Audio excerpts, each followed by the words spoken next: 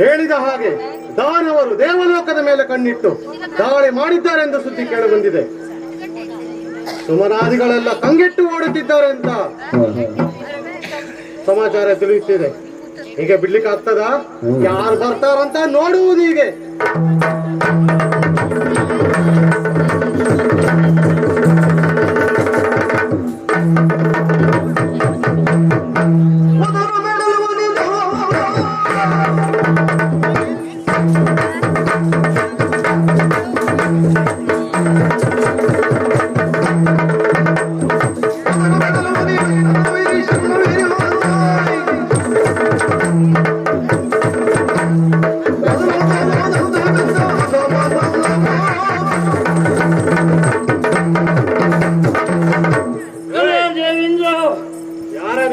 ದೇವಲೋಕದಲ್ಲಿ ಮೆರೆಯುತ್ತಾ ಇದೆಯಲ್ಲ, ನೀನು ದೇವಲೋಕವನ್ನು ಬಿಡು, ಸುಮ್ಮನೆ ನಡೆ.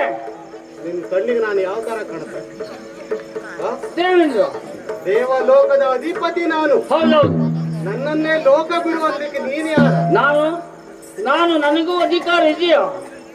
ನಿಮ್ಮ ಅಧಿಕಾರ ಏನಿದ್ರು ಪಾತಾಳ ಲೋಕದಲ್ಲಿ ಮಾತ್ರ. ಪಾತಾಳ ಲೋಕಕ್ಕೆ ಇಲ್ಲೊಮ್ಮೆ ಬಂದರಿ ಅಂತ ಆದ್ರೆ ನಿಮ್ಮನಿಗೆ ಬಡಿದು ತೆಗೆಯುವುದೇ. ನಿನ್ನನ್ನು ಹಾಗೆ ಮಾತಾಡಿ ಸುಮ್ಮನೆ ಹೋಗುದು ಸುಳ್ಳಲ್ಲ.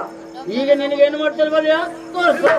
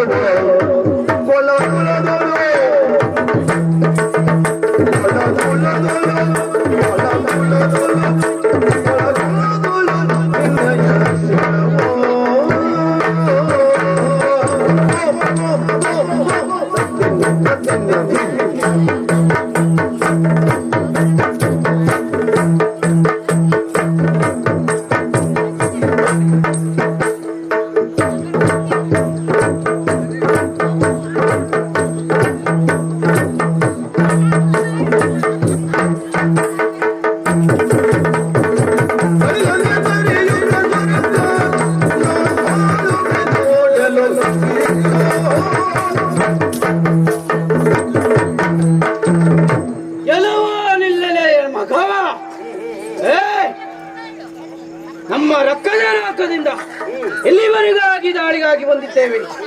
ಕಾರಣ ಮತ್ತೇನಲ್ಲ, ನಮಗೆ ದೊರಕಬೇಕಾದಂತಹ ಮಟ್ಟವನ್ನು ಕಸಿದುಕೊಂಡಿದ್ದೇವೆ. ದಾಯಾದಿ ಮತ್ತರದಿಂದ ಹಿಂದೆ ಸಮಪಾಲನಲ್ಲಿ ಇರಬೇಕಾದಂತಹ ನಾವು ಹಿಂಜರಿದು ನಿಂತಿದ್ದೇವೆ. ಅದು ನಿಮ್ಮ ಕುತಂತ್ರದಿಂದ. ಹಾಗಾಗಿ ಹಿಂದೆ ಅದೆಷ್ಟೋ ರಕ್ಕಸರು ನಮ್ಮ ಕುಲದವರು ಬಂದು ಹೋದರು. ಅವರಿಂದ ಸಾಧ್ಯವಾಗದಿಂದ ಈ ಶತ್ರುಘ್ನ ಇಲ್ಲಿವರೆಗಾಗಿ ಬಂದಿದ್ದೇನೆ. ಹಾಗಾಗಿ ನೀನು ಕುಳಿತಿರುವಂತಹ ಪಂಜ ಪಟ್ಟವನ್ನ ಬಿಟ್ಟರೆ ಸರಿ ಹೋಯ್ತು, ಇಲ್ಲವಾದ್ರೆ ನಿನ್ನ ಶಿರವನ್ನ ಕಡಿದು ಹಾಕ್ತೇನೆ.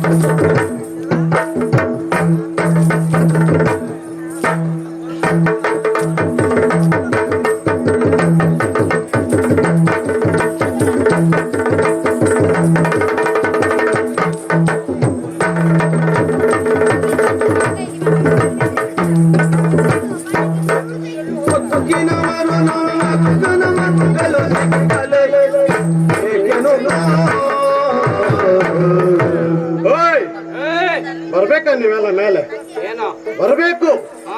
ಬಂದವರು ಬಂದ ಹಾಗೆ ಹೋಗಬೇಕು. ಹೇಗೆ ಬಂದಿರೋ ಹಾಗೆ ಹೋಗಬೇಕು. ಏನು ಬೇಡ ತಗೊಂಡು ಅದಾಗುವುದು ಇಲ್ವಾ?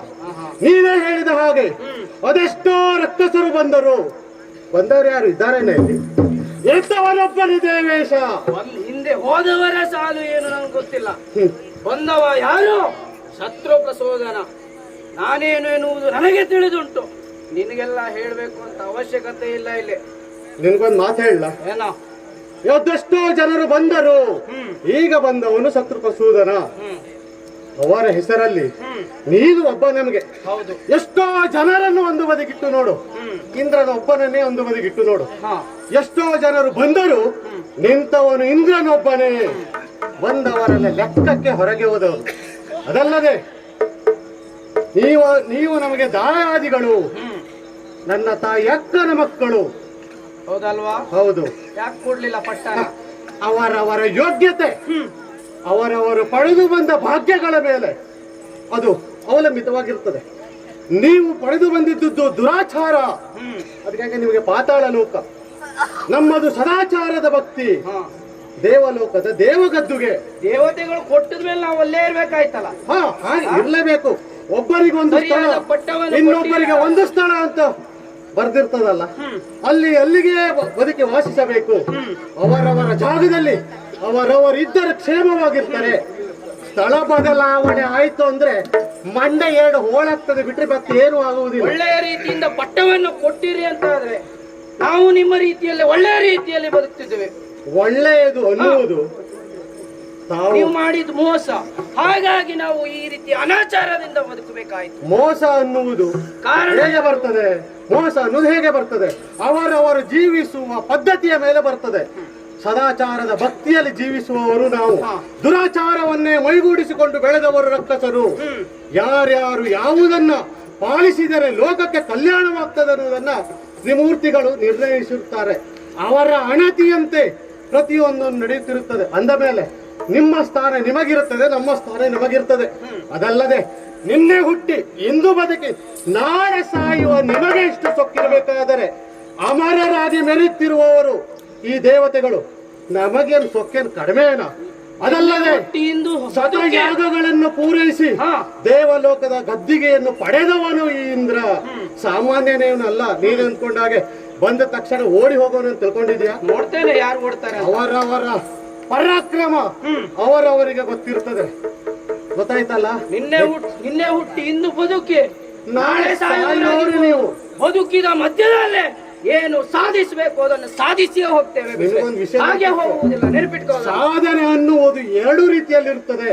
ಖ್ಯಾತಿ ಮತ್ತು ವಿಖ್ಯಾತಿಗಳ ಮುಖಾಂತರ. ಖ್ಯಾತಿ ಮುಖಾಂತರ ಬದುಕಿದವನು ಜನಮಾಸನದಲ್ಲಿ ಬದುಕಿರುತ್ತಾನೆ. ವಿಖ್ಯಾತಿಯಲ್ಲಿ ಬದುಕಿದವನು ಅವನು ಸತ್ತ ಅಂದ್ರೆ ಅವನ ಕತೆ ಮುಗಿತ. ಆಗ ಬದುಕಿದ್ದವನು ಹೀಗಾಗಿ ಹೋದನ್ನು ಮಾತಾಡ್ತಾರೆ ಹೊರತಾಗು ಹೇಗೆ ಬದುಕಿದ್ದ, ಹೇಗಾದ, ಏನಾಗಿ ಹೋದ ಅಂತ ಯಾವನು ಮಾತಾಡುವುದಿಲ್ಲ. ನಿಮ್ಮ ವಿಚಾರ ದೇವಲೋಕಕ್ಕಷ್ಟೇ ಗೊತ್ತಾಗ್ತದೆ. ನಮ್ಮ ವಿಚಾರ ಪಾತಾಳ, ಭೂಲೋಕ, ದೇವಲೋಕಕ್ಕೆ, ಈ ಮೂರು ಲೋಕಕ್ಕೆ ತಿಳಿಯುತ್ತದೆ. ಶತ್ರು ಪ್ರಸೂದನ ಏನು, ಹೇಗೆ ಎನ್ನುವುದು ತಿಳಿದು ಬರುತ್ತದೆ. ಹಾಗಾಗಿ ಒಳ್ಳೆಯ ರೀತಿಯಲ್ಲೇ, ಒಳ್ಳೆಯ ಮಾತಿನಲ್ಲೇ ನೀನು ಏರಿದಂತಹ ಪಟ್ಟವನ್ನ ಬಿಟ್ಟು ಚರಣಕ್ಕೆ ಒಪ್ಪಿಸಿದರೆ ಒಳಿತಾಯ್ತು. ಇಲ್ಲವಾದರೆ ನಿನ್ನನ್ನ ಹೇಗೆ ಬಗ್ಗು ಹೊಡಿಬೇಕು ಅಂತ ಈ ಶತ್ರು ಪ್ರಸೂದನೆಗೆ ಗೊತ್ತುಂಟು. ಎಷ್ಟೋ ಜನರು ಬಂದ್ರಲ್ಲಿ ನೀನು ಒಬ್ಬ. ನನಗೆ ಅದು ಯಾವ ಲೆಕ್ಕನ ಅಲ್ಲ.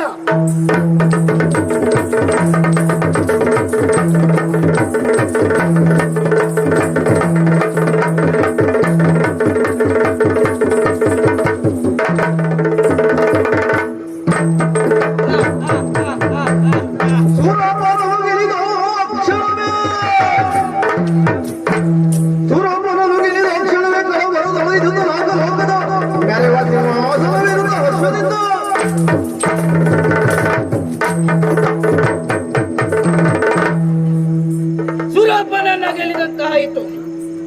ನೋಡಿ, ಓಡ್ತಾ ಇದ್ದಾನೆ ಓಡುಗಳ. ಓಡುವುದನ್ನ ಬಿಟ್ರೆ ಅವರಿಗೆ ಏನು ಗೊತ್ತಿಲ್ಲ. ಪಾಪಿ ಮಕ್ಕಳು ಸಾವಿಲ್ಲ, ಹಾಗಾಗಿ ಓಡ್ತಾ ಇದ್ದಾರೆ. ಏನು ಮಾಡುವುದು? ಅಟ್ಟುವುದನ್ನ ಬಿಟ್ಟಿದ್ದೇವೆ. ನೇರವಾಗಿ ಈ ಕದ್ದುಗೆಯನ್ನ ಏರಿದ್ದೇನೆ. ಏನಾಗ್ತದೆ ಅಂತ ಮುಂದೆ ನೋಡೋಣ. ಇವನಿಗೆ ಕಲಿಸುವ ಪಾಠ ಏನು ಅಂತ ತೋರಿಸ್ತೇನೆ. ಇವನಿಗೆ ಸಂಬಂಧಪಟ್ಟ ವ್ಯಕ್ತಿ ಯಾರೇ ಬರಲಿ ಅವನನ್ನ ನೋಡ್ತೇನಂತೆ.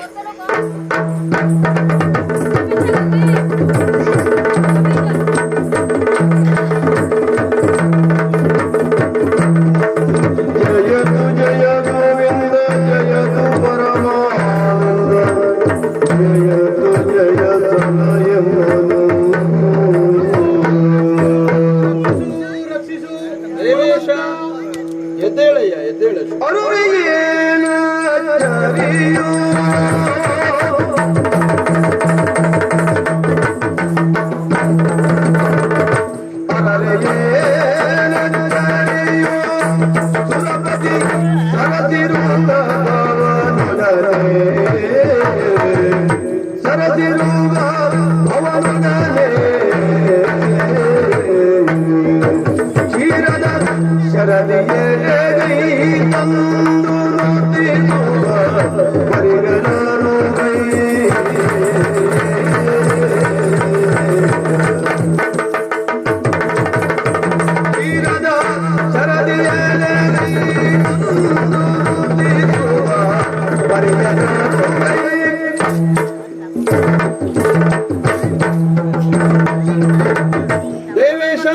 ಜಗದ್ರಕ್ಷಕ, ನಮ್ಮನ್ನು ರಕ್ಷಿಸು, ರಕ್ಷಿಸು, ರಕ್ಷಿಸು. ಏಳಯ್ಯ, ಏಳಯ್ಯ ದೇವೇಂದ್ರ.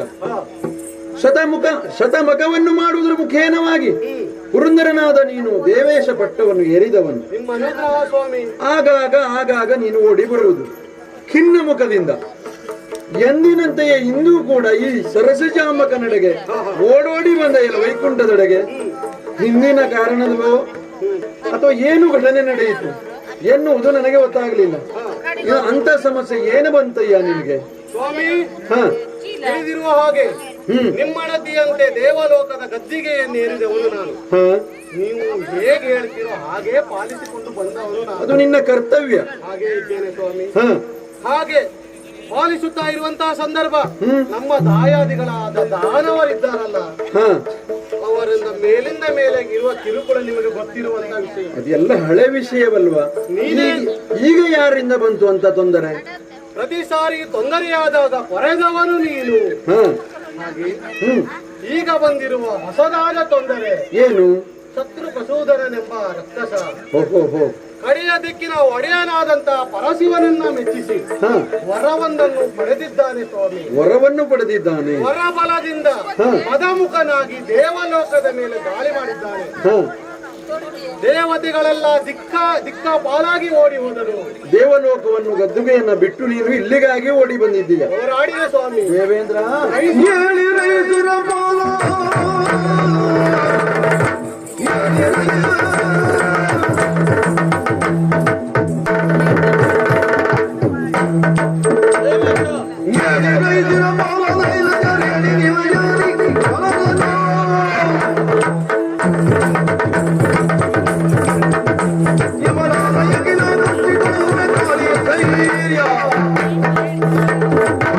ದೇವೇಶ, ಅರಿಕೆಯನ್ನು ಮಾಡಿಕೊಳ್ಳುತ್ತಾ ಇದೀಯ. ಅಸುರರಿಂದ ತೊಂದರೆ ಬಂದಿದೆ, ದೇವಗದ್ದುಗೆಗೆ ತೊಂದರೆ ಬಂದಿದೆ, ಪೀಠವನ್ನು ಬಿಟ್ಟು ಓಡಿ ಬಂದಿದ್ದೇವೆ ಎನ್ನುವುದಾಗಿ. ವರಬಲವಾನ್ವಿತರ ಯಾರೇ ಆಗಿರಲಿ ಅವರನ್ನ ನಿಗ್ರಹಿಸಿ ದೇವಗದ್ದುಗೆಯನ್ನು ನೀಡುವಂತಹ ಜವಾಬ್ದಾರಿ ನನ್ನದು. ಹಾಗಾಗಿ ಚಿಂತೆ ಮಾಡುವುದಲ್ಲ, ನಾನು ಬರುವವರೆಗೆ ಇಲ್ಲೇ ಆಶ್ರಯವನ್ನು ಕೊಂಡಿರು. ನಿಮ್ಮನು ಕಾಲಂತೆ ಆಗಲಿ. ನಮೋ ನಮಃ.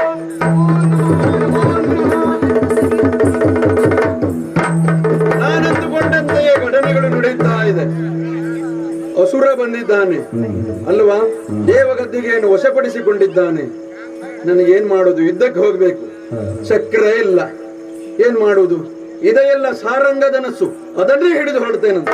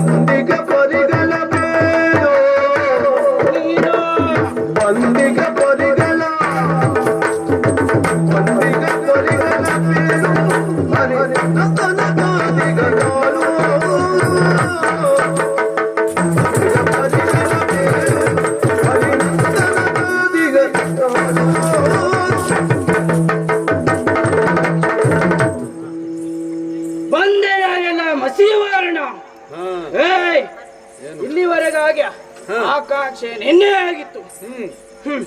ಇಲ್ಲಿವರೆಗಾಗಿ ಬಂದಿದೀಯಲ್ಲ, ಶರವನ್ನ ಪಿಡಿದು ಬಂದಿದೀಯ, ಚಕ್ರ ಎಲ್ಲಿ ಬಿಟ್ಟು ಬಂದೆ? ನಮಗೆ ಯಾವ್ದು ಬೇಕೋ ಅದನ್ನ ತಗೊಂಡು ಬರ್ತೀವಿ. ಯಾವುದೇ ತಗೊಂಡು ಬಾ, ಬಂದ್ರು ಅಷ್ಟೇ ಬರ್ದೇಗಿದ್ರು ಅಷ್ಟೇ. ನೀನು ಕುಳ್ಳೋನೆ, ನಿನಗೆ ಲೆಕ್ಕ ಇಲ್ಲ. ಏಯ್, ಒಂದ ದಾರಿಗೆ ಸುಂಕ ಇಲ್ಲ ಎನ್ನುವುದಾಗಿ ಹೋದ್ರೆ ಸರಿ ಹೋಯ್ತು. ಆದ್ರೆ ಏನೇನ್ ಮಾಡ್ತೇನೆ ಅಂತ ನನಗೆ ಗೊತ್ತಿರುವುದಿಲ್ಲ. ನಿನಗೆ ಯಾವುದೂ ಗೊತ್ತಾಗೋದಿಲ್ಲ. ಹೇಳ್ತಾ ಇರೋನೇನು ಸತ್ರ ಪ್ರಸೂದನ. ಹರನಿಂದರವನ್ನು ಪಡೆಯುತ್ತ ಸುರರನು ಸುರದಲ್ಲಿ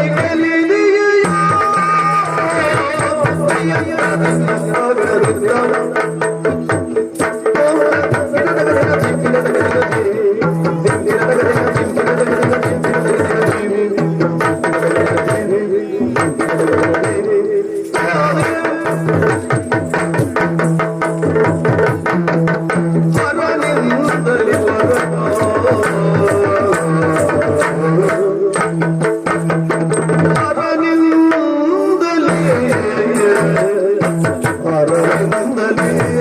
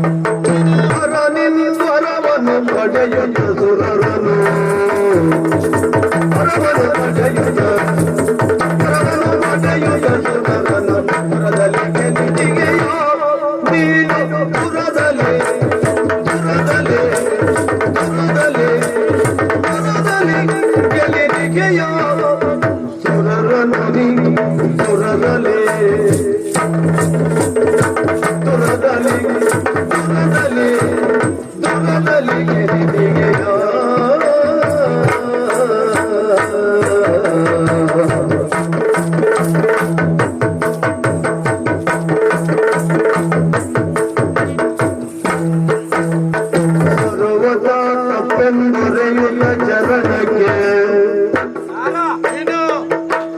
ಸರ್ವದಾ ತಪ್ಪೆಂದೊರೆಯುತ್ತ ಚರಣಕ್ಕೆ ಶರಣೆಂದರೆ ಬಿಡೆನು ಶರಣಾಗದೆ ಶರಣಾಗದೆ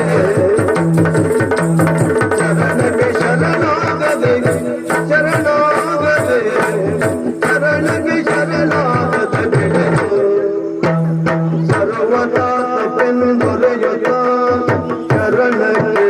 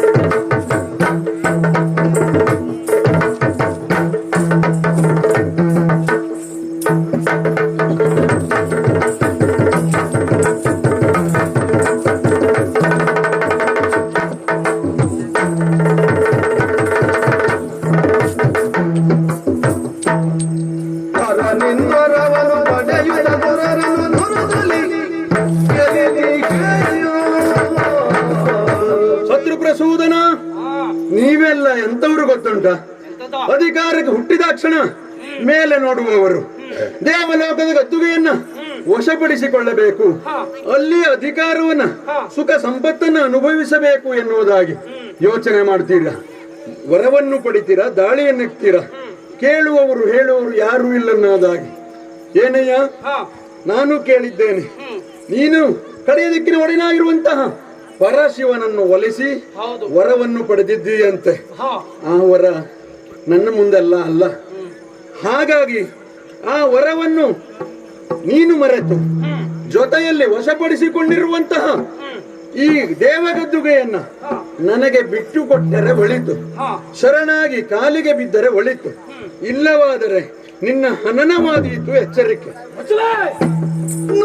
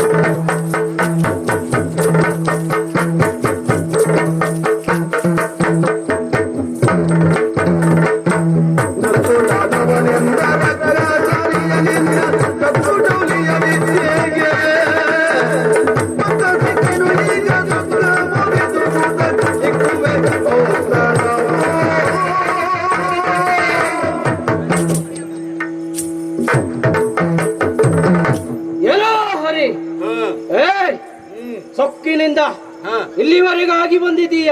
ಹೌದಯ್ಯ. ನಿನ್ನ ಸೊಕ್ಕನೆಲ್ಲ ಅಡಗಿಸಿ ನಮ್ಮ ಭೂತಗಣಕ್ಕೆಲ್ಲ ನಿನ್ನನ್ನು ಔತಣಕೂಟವನ್ನಾಗಿ ವಿಧಿಸ್ತೇನೆ. ಯಾರು ನೀನು? ಹೌದು. ಏಯ್ ಒಳ್ಳೆಯ ಮಾತಿನಲ್ಲಿ ಹಿಂದೆ ಹೋದ್ರೆ ಸರಿ ಹೋಯ್ತು, ಇಲ್ಲವಾದ್ರೆ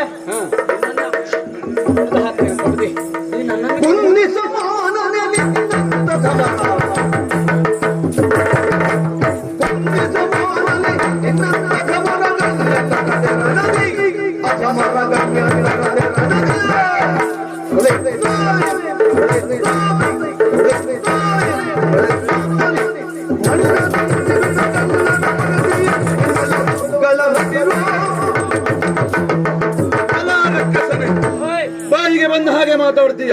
ನಿಶಾಚರರು ರಾತ್ರಿಯ ವೇಳೆಯಲ್ಲಿ ಓಡಾಡುವವರು. ನಿನ್ನ ಅಧಿಕಾರ, ನಿನ್ನ ಸೊಕ್ಕು ಈ ದೇವಲೋಕದ ಕಡೆಗೆ ಪ್ರಯಾಣ ಬೆಳೆದಿದೆ. ನಿನಗೆ ಇನ್ನು ಹೆಚ್ಚೊತ್ತಿಲ್ಲ. ಯಾಕೆ ಕೇಳು? ದೇವಲೋಕವನ್ನು ಕಾಪಾಡುತ್ತೇವೆ ಎನ್ನುವುದಾಗಿ ನಾವು ತ್ರಿಮೂರ್ತಿಗಳು ಅವರಿಗೆ ದೇವೇಂದ್ರನಿಗೆ ವರವನ್ನಿತ್ತಿದ್ದೇವೆ, ಜೊತೆಯಲ್ಲಿ ಆಶ್ವಾಸನೆಯನ್ನು ಕೊಟ್ಟಿದ್ದೇವೆ. ಹಾಗಾಗಿ ಅವನನ್ನು ಪೊರೆಯುವುದು, ದೇವಗತಿಯನ್ನು ರಕ್ಷಿಸುವುದು ನಮ್ಮ ಕರ್ತವ್ಯ. ನಿನ್ನನ್ನು ಹೀಗೆ ಬಿಡುವುದಲ್ಲ, ಆ ಯಮನೊಟ್ಟಿಗೆ ನಿನ್ನನ್ನು ಕಳಿಸ್ತೇನೆ.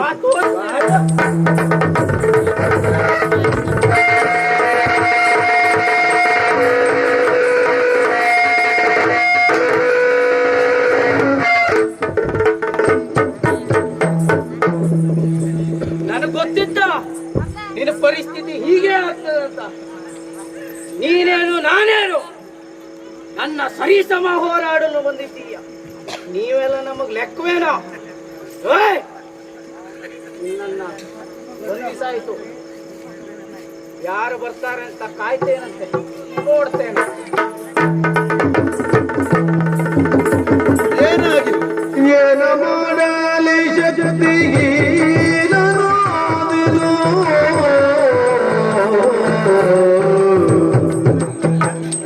ಏನ ಮಾಡಲಿ ಶಕ್ತಿ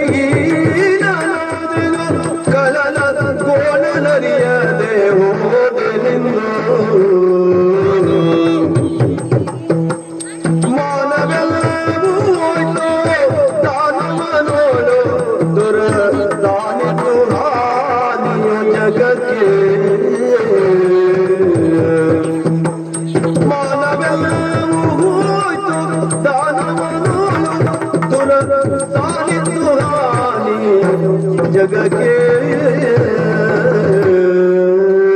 ಏನಾಗಿ ಹೋಯಿತು, ಏನಾಗಿ ಹೋಯಿತು? ಹರಿಯ ಜೀವನದಲ್ಲೂ ಇಂಥದ್ದೊಂದು ಘಟನೆ ನಡೆಯುತ್ತಲ್ಲ. ಕೂಳದಾನವ ಎಕ್ಕಶ್ಚಿತ ಒಬ್ಬ ದಾನವ ಎನ್ನುವುದಾಗಿ ನೀನು ನಿಕೃಷ್ಟ ಮಾಡಿದನೆ. ಅಲ್ಲದೆ ಹೋದರೆ ಈ ರಕ್ಕಸನೊಟ್ಟಿಗೆ ಹೋರಾಡುವಂತಹ ಸಂದರ್ಭದಲ್ಲಿ ಕೈ ಸಾಗದೆ ಹೋದನಲ್ಲ. ಎಂತಹ ದುಸ್ಥಿತಿ ನನ್ನದಾಗಿ ಹೋಯಿತು. ಮಾನವೆಲ್ಲವೂ ಹೋಯಿತು. ಈಗಿರಬೇಕಿತ್ತು ನನ್ನ ಜೊತೆಗಾಟ. ಎಂಥ ಸಮಯ, ಎಂಥ ಸಮಯದಲ್ಲೇ ನನ್ನ ಬಿಟ್ಟು ಹೋಗಿದ್ದಾನೆ. ಏನು ಮಾಡುವುದು ಹೇಳಿ? ಯಾರಿಬ್ಬರೆಂದಿರುತ್ತಿರಲು ಸುದರ್ಶನ ಬೋರನೆ ಬದಗಿರುವುದೆಂದು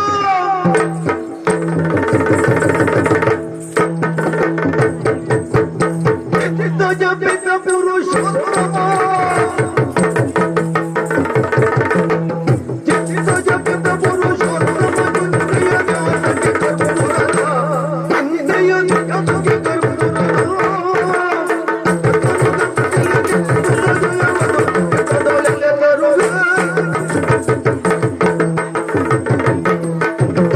ಸುದರ್ಶನ, ನನ್ನ ಪರಿಸ್ಥಿತಿ ನೋಡ ಸ್ವಲ್ಪ. ನಿನಗೆ ಹಾಗೆ ಆಗ್ಬೇಕು. ಏನು ಗತಿ ಬಂತು ನೋಡು. ಅಲ್ಲ, ಹಾಗೆ ಆಗ್ಬೇಕು ಅಂತ ಹೇಳ್ತೀಯಲ್ಲೋ ಮಹಾರಾಯ. ಇಷ್ಟು ವರ್ಷ ನನ್ನ ಜೊತೆಗೆ ಇದ್ದವನು, ಎಲ್ಲೂ ಹೋಗ್ಲಿ, ನಮ್ಮ ಮೇಳ ಎಲ್ಲೇ ಹೋಗ್ಲಿ, ಆ ಮೇಳದ ಜೊತೆಗೆ ನೀನಿದ್ದವನಲ್ವ. ಆ ಮೇಳವನ್ನು ಬಿಟ್ಟು ನೀನೇ ನನ್ನನ್ನು ಬಿಟ್ಟು ಹೋಗಿದ್ದೆ ಅಂತ ಹೇಳಿದ್ರೆ ನಾನು ಮುಂದೆ ಹೇಗೆ ಹೋಗ್ಬೇಕು? ಇವತ್ತು ಸರಿ ಆಯ್ತು ಯಜಮಾನರಿಗೆ. ಇಲ್ಲ, ಯಾಕೆ ಹೇಳುದ ನೀನು? ಯಾಕೆ? ಯುದ್ಧಕ್ಕೆ ನೀನ್ ಬಿಟ್ಟು ಹೋದೆ ಅಂತ ಹೇಳುದ? ಪಾಲಿಗೆ ಸೋಲಾಯಿತು. ಹೌದಯ್ಯ. ಕಾರಣ ಹ ರಕ್ಕಸನ ಬಲ ಹೆಚ್ಚು ಅಂತಲ್ಲ, ಹ ನಾನೆಲ್ಲುವಲ್ಲ. ಹೌದು ಹೌದು. ನನ್ನನ್ನು ಬಿಟ್ಟು ಹೋಗಿದೆಯಲ್ಲ ನೀನು, ನಾನು ಇಲ್ಲ. ಕಾರಣಕ್ಕಾಗಿ ನಿನಗೆ ಸೋಲು. ನಾನು ಎನ್ನುವುದು ನನ್ನ ಜೊತೆಗಿಲ್ಲ. ನಿನ್ನನ್ನು ಬಿಟ್ಟು ಹೋಗಿದ್ದೇನೆ ಅಂತ ಆದ್ರೆ ಹ ನಿನ್ನ ಮರ್ಯಾದೆ ಹೋಗುವ ಪ್ರಶ್ನೆ ಬಂತು ಅಂತ ಆದ್ರೆ ಹ ನಿನ್ನ ಮರ್ಯಾದೆ ಹೋಗುವುದಕ್ಕೆ ಕೊಡುವವಲ್ಲ ನಾನು. ಹೌದಾ? ಉಳಿಸ್ತೇನೆ. ಉಳಿಸ್ತೀಯ? ನನಗೊಂದು ಅವಕಾಶ ಕೊಡ್ತೀಯ ಅಂತ ಆದ್ರೆ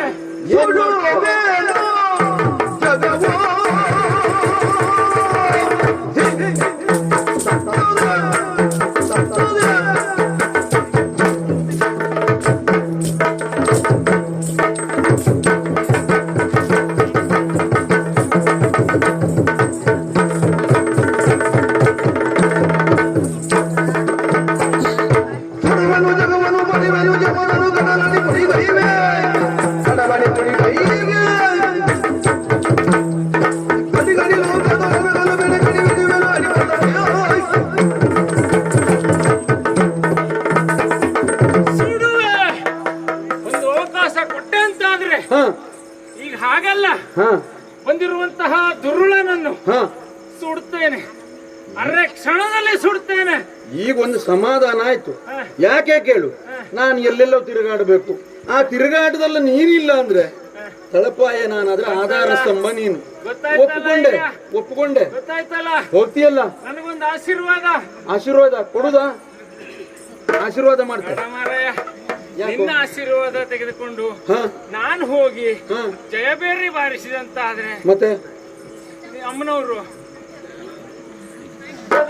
ನಮ್ಮ ಯಜಮಾನರದೇ ಆಶೀರ್ವಾದ ನಿನಗೆ ಎತ್ತದ್ದು ಹೇಳಿದ್ರೆ ಕಷ್ಟ. ನನ್ನ ಆಶೀರ್ವಾದವೂ ಬೇಡವಾ? ನಿನ್ನ ಹೆಂಡತಿ ಅಗತ್ಯ ಇಲ್ಲ.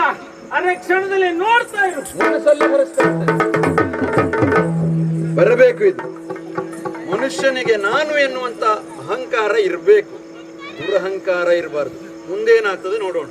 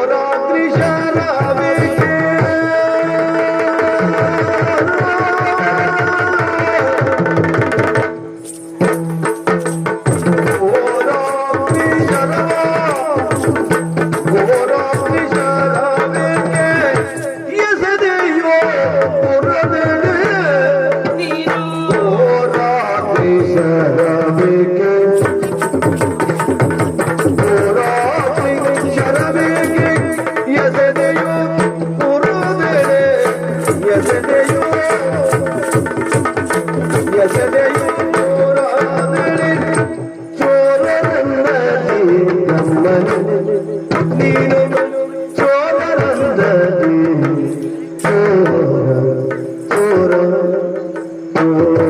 ಚೋರರಂದದಿ ಗಮ್ಮನೆ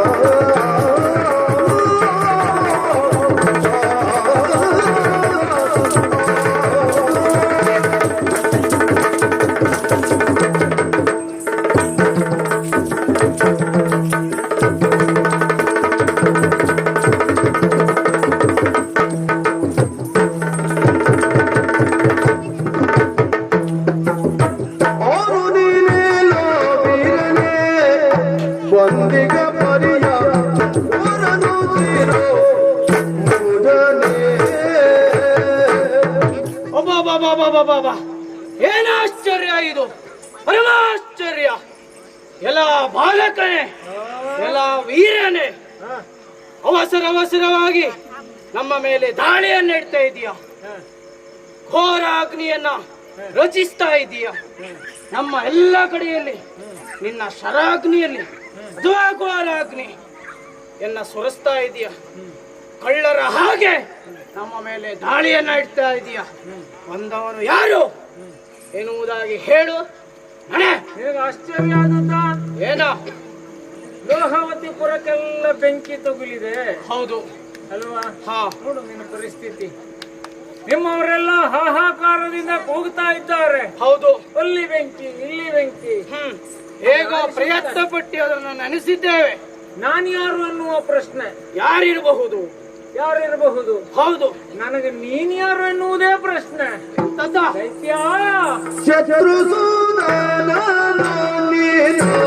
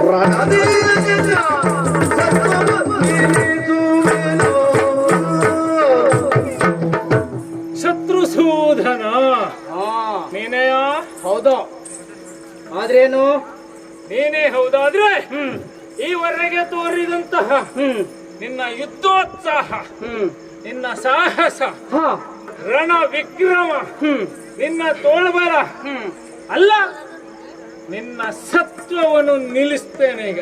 ಯಾರು? ಅದಕ್ಕಾಗಿ ಬಂದವ ನಾನು. ನೀನು? ಹೌದು. ಬಂದವನು ಯಾರು? ಈವರೆಗೆ ಬಂದು ಯಾರನ್ನು ಸೋಲಿಸಿದ್ದೀಯಾ? ನಿನ್ನ ಮಾಧವನನ್ನು. ರಕ್ಕಸಾರಿ ಎಂದು ಬಿರುದು ಪಡೆದಂತಹ ಮಾಧವ ಶ್ರೀಹರಿ ಅವನನ್ನು ಸೋಲಿಸಿದ್ದೀಯಾ? ಹೌದು, ನಾನೇ. ಅದಕ್ಕೆ ಹೇಳುವುದು, ಈ ಬೇರೆ ವಿಚಾರ ಎಲ್ಲ ಮಾತಾಡ್ತಿದ್ದದ್ದು. ನೀನೇ ಸೋಲಿಸಿದ್ದೀಯ ಎನ್ನುವ ಕಾರಣಕ್ಕಾಗಿ ಅಹಂಕಾರ ಬೇಡ. ನೋಡು ನಿಮ್ಮವರ ಅವಸ್ಥೆ. ನಿಮ್ಮ ಈ ಲೋಹವತಿ ಪುರದಲ್ಲಿ ನಾನು ಬಂದಿದ್ದೇ ತರ ಆಗ್ನೇಯಾಸ್ತ್ರವನ್ನು ಪ್ರಯೋಗಿಸಿದ್ದೇನೆ. ಆ ಪ್ರಯೋಗಕ್ಕೆ ಒಂದೇ ಒಂದು ಶರ, ಒಂದೇ ಪ್ರಯೋಗ ಎಷ್ಟು ಸುಟ್ಟಿದೆ ನೋಡು. ಈ ರೀತಿಯಾದಂತಹ ಬಿಸಿ ವಾತಾವರಣ ಮುಂದಿನ ದಿನದಲ್ಲಿ ಇದ್ರೆ ಬದುಕುವುದು ಬಹಳ ಕಷ್ಟ. ನಿನಗೆ ಗೊತ್ತಾಗಿರ್ಬೇಕು. ಹೀಗೆ ನೆನೆಸಿದ್ವ ನೋಡು,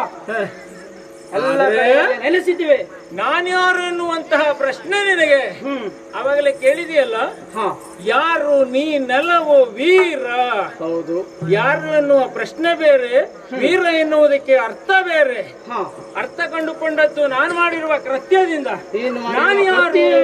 ವೀರ ಎನ್ನುವುದಾಗಿ ಹರಿಯ ಕೈಯಲ್ಲಿ, ಆ ಮಾಧವನ ಕೈಯಲ್ಲಿ ಸದಾಕಾಲವು ಅನವರತವು ಅನುದಿನವು ರಾರಾಜಿಸುತ್ತಿರುವಂತಹ ಆ ಸುದರ್ಶನ ಚಕ್ರವೇ ನಾನು. ಯಾತಕ್ಕೆ ಮೊಳು ಜಗಲ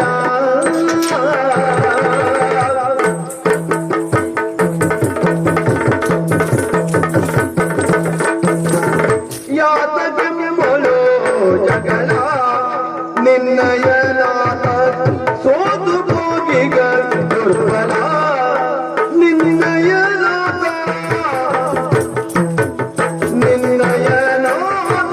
ಸೋತು ಹೋಗಿಗ ದುರ್ಬಲ.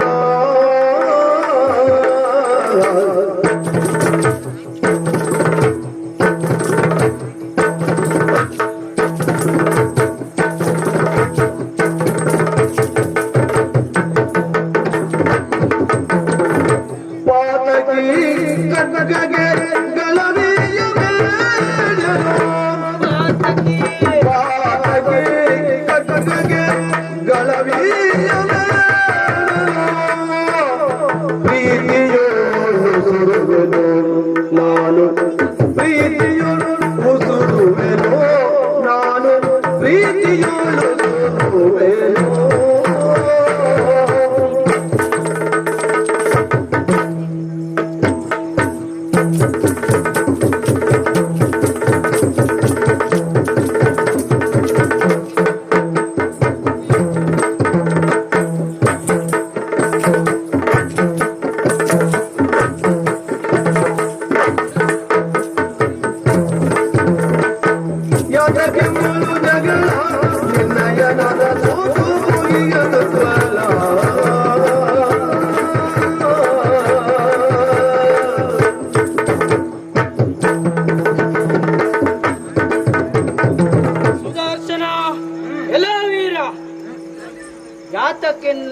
ನಮ್ಮಳು ಜಗಳ ಸುಮ್ಮನೆ ಯಾಕೆ? ನಮ್ಮಳು ಜಗಳ ಬೇಡ. ನಿನ್ನೊಡೆಯ ಸೋತು ನನ್ನಿಂದ ಹೋಗಿದ್ದಾನೆ, ಬಿಡು. ಹಾಗಾಗಿ ಸೋತದಕ್ಕೆಲ್ಲ ವಿಷಯ ಅಲ್ಲ. ಮತ್ತೆ ನೀನು ಸೋಲುವುದು ಬೇಡ. ನಮ್ಮಿಬ್ಬರಳು ಸಮರ ನೊಳಿತು, ಹಾಗಾಗಿ ಜಗಳ ಬೇಡ, ಹೊಂದಾಣಿಕೆಯನ್ನು ಮಾಡಿಕೊಳ್ಳೋಣ. ಹಾಗಾಗಿ ಅವನ ಪಕ್ಷವನ್ನ ಬಿಟ್ಟು ಅವನ ಪಕ್ಷವನ್ನ ಬಿಟ್ಟು ನನ್ನ ಪಕ್ಷ ಸೇರು. ಅವನ ಕೈಯನ್ನು ತ್ಯಜಿಸು, ನನ್ನ ಕೈಯನ್ನೇ ಏರು. ಈಗ ಯಾರ ಪಕ್ಷವೂ ಸೇರುವಂತಹ ಮನಸ್ಥಿತಿ ನನ್ನದಲ್ಲ. ನೀನ್ ಹೇಳಿದೆಯಲ್ಲ, ಅವನನ್ನು ಬಿಡು. ಬಿಟ್ಟಿದ್ದೇನೆ ಅಂತಲ್ಲ, ನಮ್ಮಲ್ಲಿಯ ಹೊಂದಾಣಿಕೆ ಅದು. ಗೊತ್ತಾಯ್ತಾ? ಈಗ ನಿನ್ನಲ್ಲೆಲ್ಲ ಹೊಂದಾಣಿಕೆ ಮಾಡಿಕೊಳ್ಳುವಂತಹ ಅವಶ್ಯಕತೆ ನಮ್ಮದಲ್ಲ. ಯಾಕೆ? ಘೋರ ರಕ್ಕಸ ನೀನು. ಯಾರು? ನೀನು. ನಾನು. ಈ ಎಂತದ್ದ ನಿಮ್ಮಳು ಹೊಂದಾಣಿಕೆ. ಯುದ್ಧ ಬೇಡ, ಯುದ್ಧ ಬೇಡ, ಬೇಡ, ಹೊಂದಾಣಿಕೆ ಮಾಡ್ಬೇಕಾ? ಸಹೋದರನಿ ಬೀಳುವೆ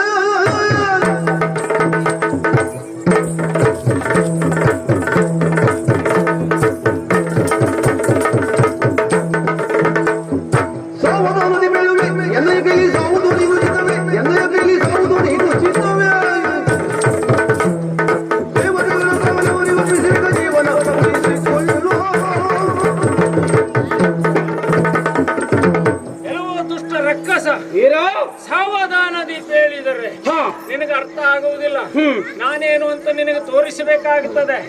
ನಾನೇನು, ನನ್ನ ಶಕ್ತಿ ಏನು ಎನ್ನುವುದನ್ನು ತೋರಿಸ್ತೇನೆ. ನೀನು ಸೇರುವವನಲ್ಲ, ಸೇರುವವನೇ ಅಲ್ಲ, ತೋರಿಸ್ತೇನೆ. ಬಾ, ನಿನ್ನ ಹೋಗುತ್ತ ಹಕ್ಕೇ ಇಲ್ಲ.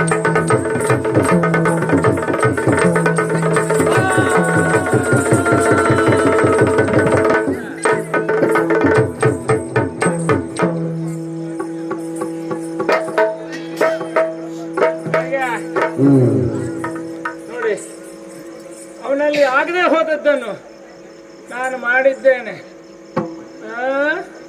ಈಗಾದ್ರೂ ಗೊತ್ತಾಗಬೇಕು ಸುದರ್ಶನನ ಯೋಗ್ಯತೆ ಏನು ಎನ್ನುವುದು.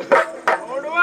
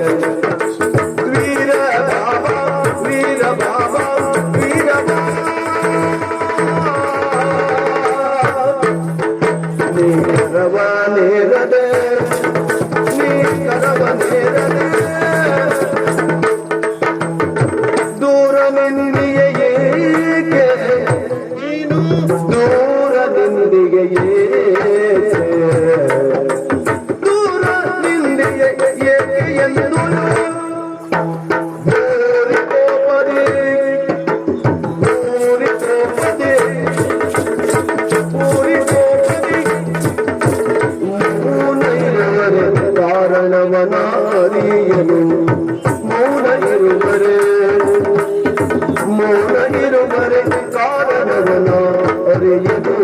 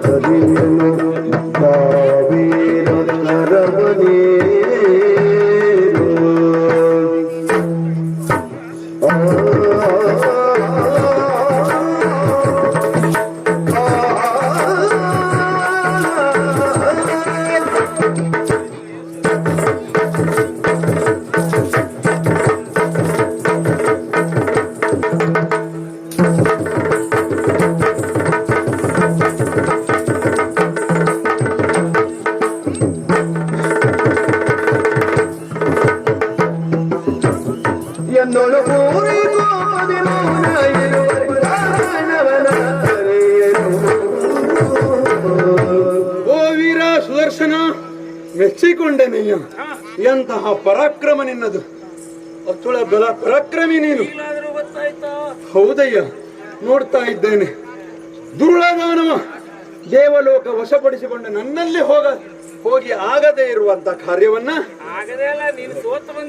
ಹೌದು, ಹೋಗಿ ಸೋತನಲ್ಲ, ಆಗದೇ ಇರುವಂತ ಕಾರ್ಯ, ಅಂತ ಕಾರ್ಯವನ್ನ ಮಾಡಿ ಮುಗಿಸಿದ್ದೀಯ. ಹಾಗಾಗಿ ನಿನ್ನ ಶೌರ್ಯವನ್ನ ಮೆಚ್ಚಿಕೊಳ್ಳಲೇಬೇಕು, ಕೊಂಡಾಡಲೇಬೇಕು. ಹಾಗಾಗಿ ಕೊಂಡಾಯ್ತಲ್ಲ, ಇನ್ನೂ ಕೆಲಸ ಮುಗೀತಲ್ಲ. ಹಾಗಾಗಿ ಇನ್ನೂ ತಡ ಮಾಡುವುದು ಬೇಡ. ಯಾಕೆ ಹೇಳು? ನೋಡು, ನಿನ್ನ ತಂದೆ ಕೈ ನೋಡ ಖಾಲಿಯಾಗಿದೆ, ಏನೂ ಇಲ್ಲ. ಆ ಕಿರುಬೆರಳ ಮೂಲಕವಾಗಿ ಒಮ್ಮೆ ಎದ್ದು ನನ್ನ ಅಂಗುಷ್ಟದಲ್ಲಿ ರಾರಾಜಿಸಬೇಕು ನೀನು. ಹಾಗಾಗಿ ದೂರ ನಿಂತ್ಕೊಂಡಿದ್ದೀಯ. ಯಾಕೆ? ನನ್ನ ಮೇಲೆ ಏನಾದರೂ ಸಿಟ್ಟು ಬಂತೇನೋ? ಸಿಟ್ಟು ಹೆಚ್ಚಿದ್ದನಲ್ಲ, ತಂದೆ ಮಕ್ಕಳಲ್ಲಿ ಸಿಟ್ಟು ಮಾಡ್ಕೊಳ್ಳೋದಿರ್ತದೋ. ಸಂಸಾರ ವಿಷಯ ಹೊರಗಡೆ ಹೋಗಬಾರ್ದು. ಹಾಗಾಗಿ ಹೇಳ್ತಾ ಇದ್ದೇನೆ, ಪ್ರೀತಿಯ ಮಾತನ್ನ ಬುದ್ಧಿ ಮಾತಂತ ಅಂದ್ರು ತಿಳ್ಕೊ. ಆದಷ್ಟು ಬೇಗ ಬಂದು ನನ್ನ ಕರವನ್ನೇರಿ ರಾರಾಜಿಸು. ನಿನ್ನ ಕರವನ್ನು ನಾನು ಏರ್ಬೇಕು ಅಂತ ಆದ್ರೆ ನೀನು ಹೆಚ್ಚು ಅಂತ ಆಗ್ಬೇಕಲ್ಲ, ಇಲ್ಲ ನಾನು ಕಡಿಮೆ ಅಂತ ಆಗ್ಬೇಕು. ಪ್ರತಿ ಕ್ಷಣದಲ್ಲೂ ಪ್ರತಿ ಗಳಿಗೆಯಲ್ಲೂ ಸುದರ್ಶನನೇ ಹೆಚ್ಚು. ಹೌದಾ? ಕಾರಣ ಏನು? ಕಾರಣ ಏನು? ಮತ್ತೆ ಆಗ ಯಾವಾಗ? ಆಲದೆಲೆಯೊಳು ಮಲಗಿ ತೇಲುವ ಕಾಲ,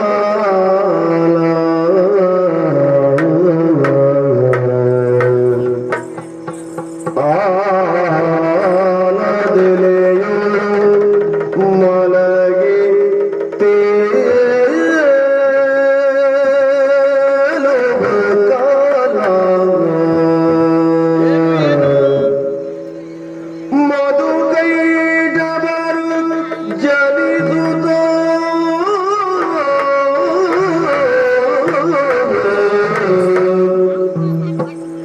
ಮಧುಕೈ ಜಬರು ಜನಿಸುತ್ತಲೇ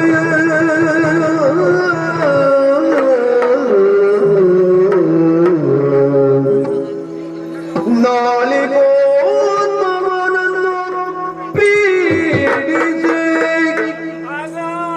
ನಾಲಿಗೋತ್ಮವನನ್ನು ಪೀಡಿಸಿ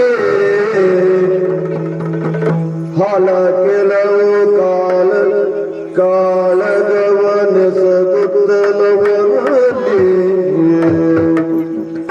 ಹಲ ಕೆಲವು ಕಾಲ ಕಾಲವ ಎಸಗುತ್ತಲವರಲ್ಲಿ ಸೋಲು ನಿನ್ನ ಪಾಲಿಗದಸಲು ಕಾಲಗವನೆಸಗುತ್ತಲವರಲ್ಲಿ ಸೋಲು ನಿನ್ನ ಪಾಲಿಗದಸಲು ಮೇಲೆ ಎನ್ನನು ಕಳುಗೆ ಮೇಲೆ ಎನ್ನನು ಕಳುಗೆ ನಾನವರನ್ನು ತರಿಗೆನೋ ಮೇಲೆ ಎನ್ನನು ಕಳುಗೆ ನಾನವರನ್ನು ತರಿಗೆನು ತರಿಗೆನು ತರಿಗೆನು ಆನದೆಲೆಗಳು ನನಗೆ ತೇಲುವ ಕಾಲ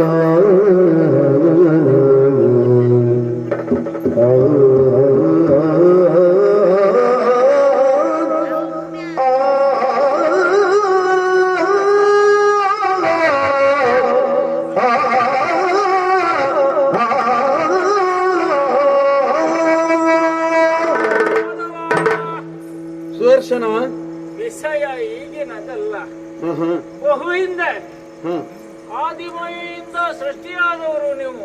ಹೌದಯ್ಯ. ನಿರ್ಪುಂಡ ಸೃಷ್ಟಿಯಾದ ಆ ಕಾಲಕ್ಕೆ ಇರುವುದಕ್ಕೆ ಸ್ಥಳ, ಮಾಡುವುದಕ್ಕೆ ಉದ್ಯೋಗ, ಹಿಡಿಯುವುದಕ್ಕೆ ಆಯುಧ ಅನುಗ್ರಹಿಸಿದವಳು ಆದಿಮಾಯೆ. ನಿನ್ನ ಸೃಷ್ಟಿ ಆಗುವುದಕ್ಕಿಂತ ಪೂರ್ವದಲ್ಲಿಯೇ ನಾನು ಮೇದಿನಿ ನಿರ್ಮಾಣ ಆಗುವುದಕ್ಕಿಂತ ಮೊದಲು ಪೂರ್ವದಲ್ಲಿದ್ದ ಎಲ್ಲಿ ಆದಿಮಾಯೆಯ ಕೈಯಲ್ಲಿ ರಾರಾಜಿಸುತ್ತಿದ್ದವ. ಹಾಗಾಗಿ ನೀನು ಮೊದಲಲ್ಲ, ನಾನು ಮೊದಲೇ. ಆಮೇಲೆ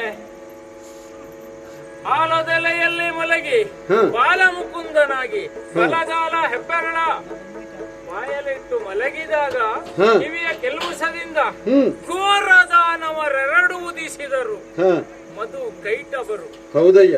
ಆಗ ಸೃಷ್ಟಿಯೂ ನನ್ನದ್ದೇ ಆಗ್ಲಿ ಬ್ರಹ್ಮನನ್ನು ಪೀಡಿಸಿದ್ರು. ನಿನ್ನ ನಾಡಿಕ ಬಲದಲ್ಲಿ ಉದುಗಿದಾಗ ನೀನು ಎಚ್ಚರಗೊಂಡೆ. ಅವರಿಗೂ ನಿನಗೂ ಯುದ್ಧ ಪ್ರಾರಂಭವಾಯಿತು. ಎಲ್ಲಿಯವರೆಗೆ? 5,000 ವರ್ಷ, 5,000 ವರ್ಷಗಳವರೆಗೆ ಯುದ್ಧ. ಸುದೀರ್ಘವಾದ ಯುದ್ಧದ ಫಲಿತಾಂಶ ನಿನ್ನ ಪಾಲಿಗೆ ಸೋಲು ಅಲ್ವಾ?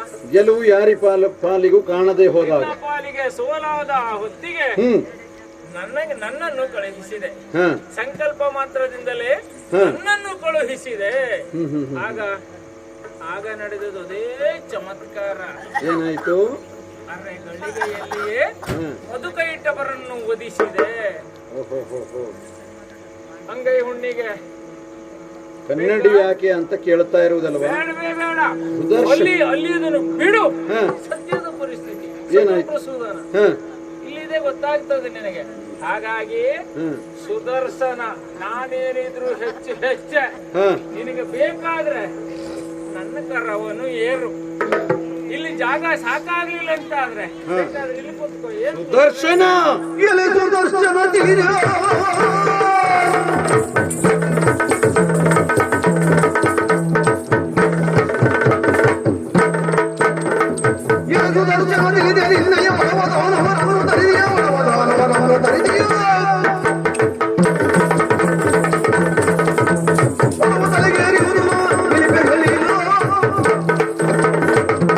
ಎಲೆ ಸುದರ್ಶನ, ಗರ್ವ ಇರಬೇಕು, ಅಹಂಕಾರ ಇರಬೇಕು ಮನುಷ್ಯನಿಗೆ, ದುರಹಂಕಾರ ಇರಬಾರದು.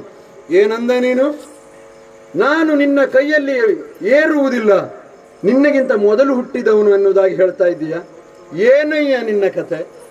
ಚಕ್ರ ಮೊದಲು, ಹರಿ ಮೊದಲು? ನಿನಗೇನು ಕತೆ ಗೊತ್ತುಂಟ? ಈ ಕಲ್ಪದಲ್ಲಿ ಮಾತ್ರ ಹೇಳ್ತಾ ಇದ್ದೀಯ.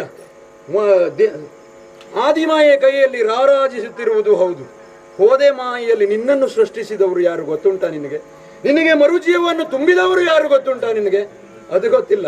ಅದಕ್ಕೆ ಮೂಲಭೂತ ಕಾರಣನು ನಾನು. ಆ ಮರುಜೀವ ತುಂಬಿದ ಕಾರಣದಿಂದ ನನ್ನ ಕೈಯಲ್ಲಿ ರಾರಾಜಿಸುತ್ತಾ ಇದೆಯಾ? ನನ್ನ ಅಣತಿಯಂತೆ ನನ್ನ ಆಯುಧವಾಗಿ ನಿನ್ನನ್ನು ನನಗೆ ಆದಿಮಾಯೆಯೇ ನೀಡಿದ್ದಳು. ಏನು ಹೇಳದೆ ನೀನು? ಅವಕಾಶವನ್ನು ನೀಡಿದೆ. ಏನು ಅವಕಾಶವನ್ನು ನೀಡಿದೆ ನಿನಗೆ? ಒಮ್ಮೆ ಏರಲಿ ಎನ್ನುವುದಾಗಿ ಮೇಲೆ ಏರಬೇಕು. ಎಷ್ಟು ಏರಬೇಕು? ತಾನು ಬೀಳುವಂತ ಹೊಂಡ ಅತಿ ಎತ್ತರವಾಗಿ ಇರದೇ ಅಂತೆ ಒಂದೊಮ್ಮೆ ಬಿದ್ದರೆ ಹೊಂಡ ದೊಡ್ಡದಾಗಿರದಂತೆ ನೋಡಿಕೊಳ್ಳಬೇಕು. ಆ ರೀತಿ ಏರಬೇಕು. ನೀನು ಏರಿದ್ದು ಎಲ್ಲಿಗೋ? ಕೆಳಗಿನ ಹೊಂಡವೇ ನಿನಗೆ ಕಾಣುತ್ತಾ ಇಲ್ಲ. ಆ ಹೊಂಡದಲ್ಲಿ ಬಿದ್ದರೆ ನಿನ್ನ ಕಥೆ ಏನಾಗಬಹುದು ಎನ್ನುವುದು ಊಹಿಸದೆ ಹೋದೆ ನೀನು. ಈಗ ನಿನ್ನ ಪರಿಸ್ಥಿತಿ ಏನಾಗಿದೆ ಗೊತ್ತಿದ್ಯಾ? ನಿನಗೆ ನಾನು ಎನ್ನುವಂತ ಅಹಂಕಾರ. ಅದಕ್ಕಾಗಿ ಏನ್ ಮಾಡ್ತೇನೆ ಗೊತ್ತುಂಟಾ?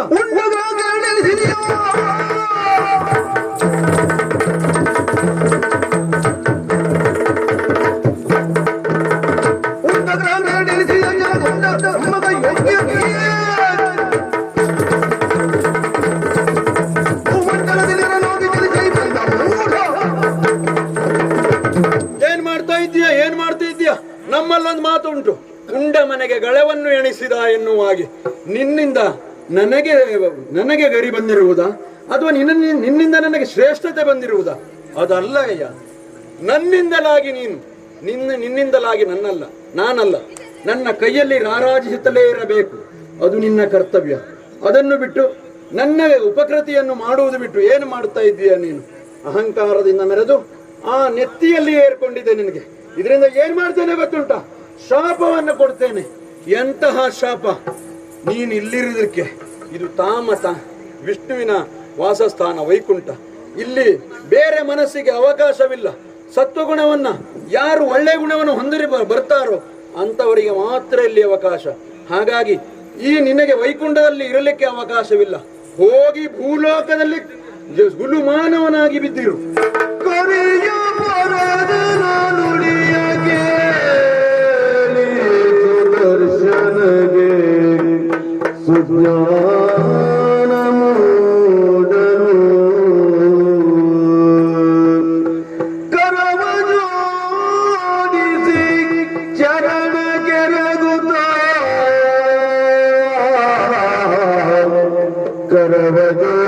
ಚರಣ ಕೆರಗುತ್ತ ನುಡಿಸಿದರು ಹರಿಯ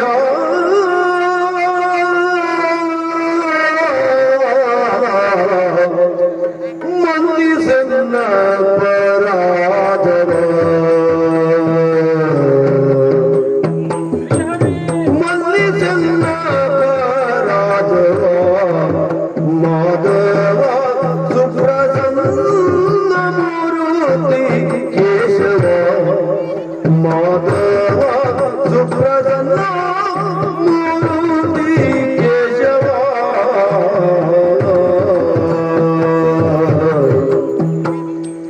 ಎನ್ನೊಳೆತಕ್ಕೆ ಭೇದ ಎನ್ನೊಳೆತಕ್ಕೆ ಭೇದ ನಿನ್ನೊಳಿಲ್ಲವಾದ ಎನ್ನೊಳೆತಕ್ಕೆ ಭೇದ ನಿನ್ನೊಳಿಲ್ಲವಾದ ನಿನ್ನ ನಂಬಿದೆ ಪಾದ ಇನ್ನೊಂದು ಗೋದ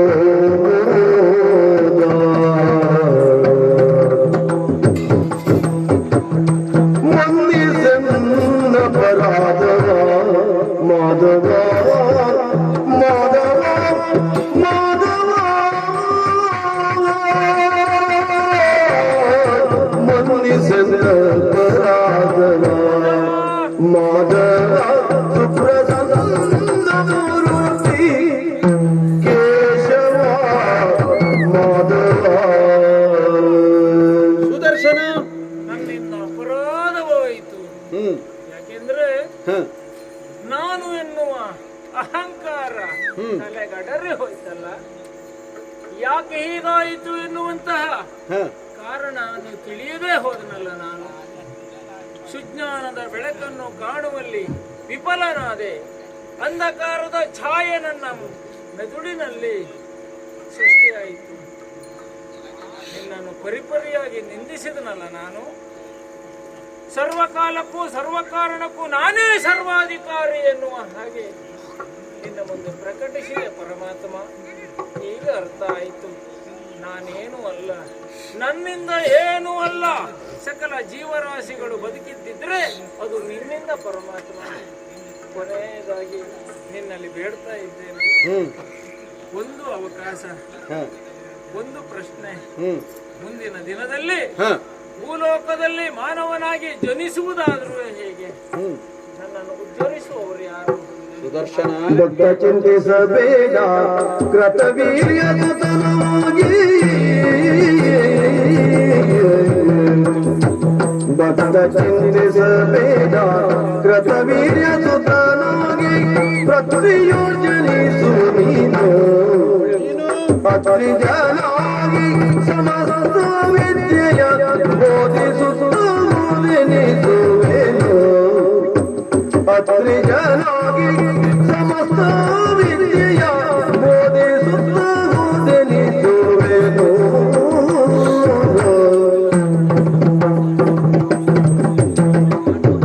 ಸುದರ್ಶನ, ಕಾಲ ಮೇಲೆ ಬಿದ್ದು ಹೊರಲಾಡಿ ಬೇಡಿಕೊಳ್ಳುತ್ತಾ ಇದ್ದೀಯ. ಅರ್ಥರ ಅರ್ಥನಾದವನ್ನ ಕೇಳಿ ನಾನು ಕ್ಷಮಿಸುವುದು ಎಲ್ಲ ಕಡೆಯಲ್ಲೂ ಉಂಟಯ್ಯ. ನಿನ್ನನ್ನು ಬಿಟ್ಟಿರಲಿಕ್ಕೂ ನನಗೇನು ಆತದಂತ ಮಾಡ್ಕೊಂಡಿದ್ದೀಯ. ನಿನ್ನನ್ನು ಬಿಟ್ಟು ನಾನೂ ಇರಲಾರೆ. ಆದರೆ ಒಮ್ಮೆ ಯೋಚಿಸಯ್ಯ, ನಿನಗೆ ಹಿಂದೊಮ್ಮೆ ಅವಕಾಶವನ್ನು ಕೊಟ್ಟೆ. ಅಮ್ಮನೊಟ್ಟಿಗೆ ವಾದವನ್ನು ಮಾಡುತ್ತಾ ಇರುವಾಗ ವಾದ ಮುಗಿದ ಮೇಲೆ ಬಾರಯ್ಯ ನನ್ನ ಕರವನ್ನು ಏರು ಎನ್ನುವುದಾಗಿ. ಆದರೆ ನೀನು ಅದನ್ನು ಅರ್ಥ ಮಾಡಿಕೊಳ್ಳಲಿಲ್ಲ. ಅರ್ಥ ಮಾಡಿಕೊಳ್ಳದೆ ನಾನೇ ಎನ್ನುವುದು ಹೆಚ್ಚು ಎನ್ನುವುದಾಗಿ ಹೊರಟೆ. ಹೋದ ಮೇಲೆ ನಡೆದಂತಹ ಘಟನೆ ನಾನೇ ಬಿಟ್ಟದ್ದು. ನಿನಗೇನು ಗೊತ್ತಿಲ್ವಾ? ಈ ಹರಿಯ ಕಥೆ ಏನನ್ನುವುದು ಗೊತ್ತಿಲ್ವಾ? ಮೂಢನಾಗಿ ಹೋದೆ. ಒಂದು ಮಾತಿದೆಯಯ್ಯ, ತೇನಮೇವ ತೃಣಮಪೀನ ಚಲತಿ ಎನ್ನುವುದಾಗಿ. ಒಂದು ಹುಲ್ಲು ಕೂಡ ಅಲ್ಲಾಡಬೇಕಾದರೆ ಈ ಹರಿಯ ಆಜ್ಞೆ ಬೇಕು ಅದಕ್ಕೆ. ಅಂತಹ ಪಾಲನಾ ಕರ್ತೃವಾಗಿ ನಾನಿರುವಾಗ ನಿನ್ನಲ್ಲಿ ಮೌಢ್ಯತೆ ಆವರಿಸಿತು. ಆಮೇಲೆ ಶತ್ರುಪ್ರಸೂದನನ್ನು ತರಿದ ಮೇಲೆ ಕ್ಷಮಿಸೋಣವೆಂದು ಬಾರಯ್ಯ ನನ್ನ ಕರವನ್ನು ಏರು ಎನ್ನುವುದಾಗಿ ಕೇಳಿದೆ. ಆಗಲೂ ನಿನಗೆ ಅಹಂಕಾರವೇ ಅಡರಿತು. ಅಹಂಕಾರ ಏರಿದವರಿಗೆ ವೈಕುಂಠದಲ್ಲಿ ಸ್ಥಾನ ಇದೆ ಎಂದುಕೊಂಡಿದ್ದೀಯ? ಹರಿಯ ಸ್ಥಾನದಲ್ಲಿ, ಹರಿಯ ಜಾಗದಲ್ಲಿ ಸ್ಥಾನ ಇದೆ ಎಂದುಕೊಂಡಿದ್ದೀಯ? ಯಾವಾತ ಮನುಷ್ಯ ಶರಣಾಗಿ ಆ ದೇವನಿಗೆ ಶರಣಾಗಿ ಬರುತ್ತಾನೋ ಹರಿ ಕಾಯ್ತಾನೆ ಎನ್ನುವುದಕ್ಕೆ ನಿನ್ನ ನಿದರ್ಶನವೇ ಸಾಕು. ಮನುಷ್ಯ ಅಹಂಕಾರದಲ್ಲಿ ಬಾಳಬಾರದು. ಅಹಂಕಾರ ನೆತ್ತಿಗೇರಿದರೆ ನಿನ್ನ ಪರಿಸ್ಥಿತಿ ಆಗ್ತದೆ. ಕೊಟ್ಟಿದ್ದೇನಲ್ಲ ಶಾಪ, ಚಿಂತೆ ಮಾಡಬೇಡ. ಹಿಂದೆ ಜಯ ವಿಜಯರಿಗೂ ಇದೇ ಶಾಪವನ್ನು ಕೊಟ್ಟಿದ್ದೆ. ಭೂಲೋಕದಲ್ಲಿ ಹೋಗಿ ಹುಲು ಮಾನವರಾಗಿ ರಕ್ಕಸರಾಗಿ ಬಾಳಿ ಎನ್ನುವುದಾಗಿ ನಿನಗೂ ಹಾಗೆ ಕೊಟ್ಟಿದ್ದೇನೆ ಶಾಪವನ್ನು. ಭೂಲೋಕದಲ್ಲಿ ಬಿದ್ದಿರು ಎನ್ನುವುದಾಗಿ. ಹುಟ್ಟುತ್ತೀಯ ಭೂಲೋಕದಲ್ಲಿ ಹೇಗೆ? ಕರವಿಹೀನನಾಗಿ ಹುಟ್ಟುತ್ತೀಯ, ಕೈಗಳೇ ಇಲ್ಲದ ಮನುಷ್ಯನಾಗಿ ಹುಟ್ಟುತ್ತೀಯ. ಅಂತಹ ಸಂದರ್ಭದಲ್ಲಿ ನಾನೇ ಅವತಾರವನ್ನು ತಾಳ್ತೇನೆ. ಗುರುದತ್ತಾತ್ರೇಯನಾಗಿ ಭುವಿಯಲ್ಲಿ ಜನಿಸಿ ನಿನಗೆ ಸಕಲ ವಿದ್ಯೆಯನ್ನು ಧಾರೆ ಎರೆಯುತ್ತೇನೆ. ನಿನ್ನ 2 ಭುಜವಲ್ಲಯ್ಯ, ಸಹಸ್ರ ಭುಜಗಳಾಗಲಿ ಎನ್ನುವುದಾಗಿ ನಿನ್ನ ವರವನ್ನು ಕೊಡುತ್ತೇನೆ. ಅಂದಿನಿಂದ ನೀನು ಮೊದಲುಗೊಂಡು ಸಹಸ್ರ ಭುಜಗಳಾಗಿ, ಸಾವಿರದ ಭುಜಗಳಾಗಿ ಮೆರೀತಾ ಇರ್ತೀಯ. ಒಳ್ಳೆ ಕಾರ್ಯವನ್ನು ಮಾಡಿದೆ ಆದಷ್ಟು ಬೇಗ ವೈಕುಂಠವನ್ನು ತಲುಪ್ತೀಯ. ಅಲ್ಲೂ ನಿನ್ನ ಹಠಮಾರಿತನವನ್ನ, ಮೊಂಡುತನವನ್ನ ಪ್ರದರ್ಶಿಸಿ ನಾನೇ ಹೆಚ್ಚು ಎನ್ನುವುದಾಗಿ ಮೆರೀತಾ ಬ್ರಾಹ್ಮಣರನ್ನು, ಸ್ತ್ರೀಯನ್ನು, ಗೋವುಗಳನ್ನ ಅವರಿಗೆ ತೊಂದರೆಯನ್ನು ಕೊಡುತ್ತಾ ನೀನು ರೋಗ ಕಂಟಕನಾಗಿ ಬೆಳೆಯುವಂತಹ ಸಂದರ್ಭ ಬರುತ್ತದೆ. ಅಂತ ಸಂದರ್ಭದಲ್ಲಿ ನಾನೇ ಪರಶುರಾಮನಾಗಿ ಜನಿಸಿ ನಿನ್ನ ಅಹಂಕಾರವನ್ನು ಮುರಿತೇನೆ. ಸಹಸ್ರ ಭುಜಗಳನ್ನು ಕತ್ತರಿಸಿ ನಿನಗೆ ಆ ಮೋಕ್ಷವನ್ನು ಕರುಣಿಸುತ್ತೇನಂತೆ. ಕೇಳಯ್ಯ, ನಿನ್ನನ್ನು ಉದ್ಧರಿಸುವುದಕ್ಕೋಸ್ಕರ ಒಂದಲ್ಲ 2 ಅವತಾರವನ್ನು ನಾನು ತಾಳುವನಿದ್ದೇನೆ. ಹೋಗು, ಭೂಮಿಯಲ್ಲಿ ಬಿದ್ದಿರುವ ಆದಷ್ಟು ನನ್ನ ಬರುವಿಗೆ ಕಾಯ್ದು.